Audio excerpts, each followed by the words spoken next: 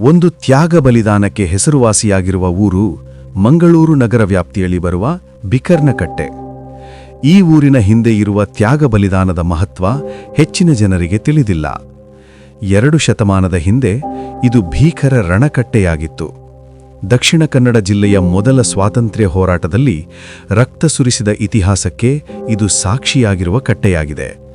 ಸ್ವಾತಂತ್ರ್ಯ ಹೋರಾಟಗಾರರನ್ನು ಗಲ್ಲಿಗೇರಿಸಿ ಅವರ ಶರೀರವನ್ನು ಕಾಗೆ ರಣಹದ್ದುಗಳಿಗೆ ತಿನ್ನಲು ಬಿಟ್ಟು ಕ್ರೂರತ್ವವನ್ನು ಸಾರಿದ ಕಟ್ಟೆ ಇದಾಗಿದೆ.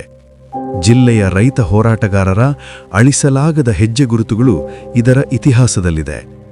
ಸುಮಾರು 200 ವರ್ಷಗಳ ಹಿಂದೆ ಕೇವಲ ಗುಡ್ಡೆಯಾಗಿದ್ದ ಭೀಕರ್ನಕಟ್ಟೆ ಇಂದು ಆಧುನಿಕವಾಗಿ ಬದಲಾಗಿ ರಾಷ್ಟ್ರೀಯ ಹೆದ್ದಾರಿಯ ಬದಿಯಲ್ಲಿ ಕಾಣಸಿಗುವ ಅಶ್ವತ್ಥಮರ ಇರುವ ಕಟ್ಟೆಯೇ ಅಂದಿನ ಭೀಕರ ರಣಕಟ್ಟೆಯಾಗಿತ್ತು. ಅದರ ಮೇಲೆ ಜಾಗದ ಹೆಸರನ್ನು ಕೆತ್ತಿರುವ ಕಲ್ಲು ಸಹ ಇದೆ. ಆ ಕಟ್ಟೆಯ ಮೇಲೆ ಯಾರೂ ಕುಳಿತುಕೊಳ್ಳುವ ಹಾಗಿಲ್ಲ, ಮರವನ್ನು ಯಾರೂ ಹತ್ತುವ ಹಾಗಿಲ್ಲ, ಕಟ್ಟೆಯ ಮೇಲೆ ದೇವರ ಫೋಟೋಗಳನ್ನು ಇಡುವ ಹಾಗಿಲ್ಲ. ಇಂತಹ ವಾಡಿಕೆಗಳು ಈಗಲೂ ನಡೆದುಕೊಂಡು ಬರುತ್ತಿದೆ. 1799ರಲ್ಲಿ ಬ್ರಿಟಿಷರ ನಡುವೆ ನಡೆದ ಯುದ್ಧದಲ್ಲಿ ಟಿಪ್ಪು ಸುಲ್ತಾನ್ ಪ್ರಾಣವನ್ನು ಕಳೆದುಕೊಳ್ಳುತ್ತಾನೆ.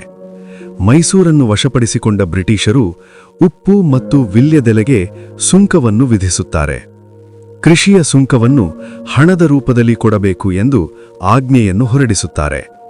ಇದನ್ನು ವಿರೋಧಿಸಿ 1837ರಲ್ಲಿ ಕೆದಂಬಾಡಿ ರಾಮಯ್ಯ ಹಾಗೂ ನಂಜಯ್ಯರವರ ನೇತೃತ್ವದಲ್ಲಿ ಅಮರಸುಳ್ಯ ರೈತ ದಂಗೆ ನಡೆಯುತ್ತದೆ.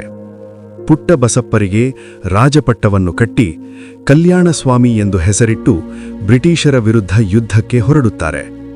ಸುಳ್ಯದಿಂದ ಹೊರಟ ರೈತರ ಸೈನ್ಯ ಜನರನ್ನು ಸೇರಿಸಿ ಬ್ರಿಟಿಷರನ್ನು ಸೋಲಿಸಿ 1837ರ ಏಪ್ರಿಲ್ 5ಕ್ಕೆ ಮಂಗಳೂರಿಗೆ ತಲುಪುತ್ತಾರೆ.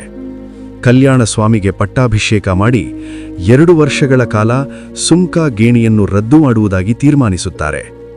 ಈ ಅವಮಾನವನ್ನು ತಡೆಯಲಾರದ ಬ್ರಿಟಿಷರು 2 ವಾರದಲ್ಲೇ ದೊಡ್ಡ ಸೈನ್ಯ ಶಸ್ತ್ರಾಸ್ತ್ರಗಳೊಂದಿಗೆ ದಾಳಿ ಮಾಡುತ್ತಾರೆ. ಈ ಭೀಕರ ಯುದ್ಧದಲ್ಲಿ ಕೆದಂಬಾಡಿ ರಾಮಪ್ಪ, ಹುಲಿಕುಂದ ನಂಜಯ್ಯ ಹುತಾತ್ಮರಾದರು. ನಂದಾವರ ಬಂಗಾರಸರನ್ನು 1837 ಮೇ 27ರಂದು, ಕಲ್ಯಾಣಸ್ವಾಮಿ ಹಾಗೆ ಉಪ್ಪಿನಂಗಡಿಯ ಮಂಜಪ್ಪರನ್ನು ಜೂನ್ 19ಕ್ಕೆ ಹಾಗೆ ಗುಡ್ಡೆಮನೆ ಅಪ್ಪಯ್ಯ ಅವರನ್ನು ಆಗಸ್ಟ್ 31ರಂದು ಬಿಕರ್ನಕಟ್ಟೆಯಲ್ಲಿ ಗಲ್ಲಿಗೇರಿಸಲಾಯಿತು. ಬ್ರಿಟಿಷರ ಪರ ಹೋರಾಟ ಮಾಡಲು ಜನ ಮುಂದೆ ಬರಬಾರದು ಎಂಬ ಭಯವನ್ನು ಹುಟ್ಟಿಸುವ ಉದ್ದೇಶದಿಂದ ಗಲ್ಲಿಗೇರಿಸಿದ ದೇಹಗಳನ್ನು ಕೆಳಗೆ ಇಳಿಸಲು ಬಿಡದೆ ಅವುಗಳನ್ನು ಕಾಗೆ ಹದ್ದುಗಳು ಕುಕ್ಕಿ ತಿನ್ನುವ ಹಾಗೆ ನೋಡಿಕೊಂಡರು. ಬ್ರಿಟಿಷರ ಈ ಕ್ರೌರ್ಯತೆಗೆ ಸಾಕ್ಷಿಯಾಗಿರುವ ಈ ಕಟ್ಟೆ ಮುಂದಕ್ಕೆ ಭೀಕರ ರಣಕಟ್ಟೆ ಎಂದೇ ಕರೆಯಲಾಯಿತು. ಆದರೆ ಇತ್ತೀಚಿನ ಪೀಳಿಗೆ ಅದನ್ನು ಬಿಕರ್ನಕಟ್ಟೆ ಎಂದು ಕರೆಯುತ್ತಾರೆ.